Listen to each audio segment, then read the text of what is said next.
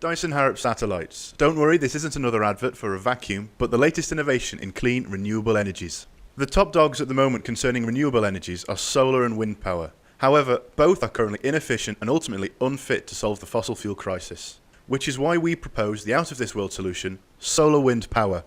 The solar wind is a stream of charged particles, mostly consisting of protons and electrons, emitted constantly from the sun. These particles are high energy, and their power is demonstrated in the northern and southern lights. These high-energy electrons from the solar wind are trapped in a region of the atmosphere called the Van Allen belt, making this the perfect location for these Dyson Harrop satellites at all times of day. The satellite itself comprises of an aluminium sail and long copper wire, which acts as a receiver to these high-energy electrons, inducing a current within it generating electrical power. These materials are both cheap and highly available, making the cost of the satellite itself relatively low, cheaper even than a wind turbine, and far cheaper than a nuclear reactor. The satellite is powered by its own generated electricity, making it one of the few sources of self-sustaining energy.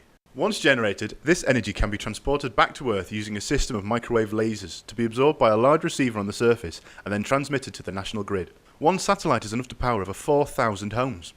Current funding would allow for a smaller scale of this to be made, powering satellites in space stations such as the ISS and Tiangong. Dyson Harrop satellites present a unique opportunity to generate clean power at nearly 100% efficiency long into the future.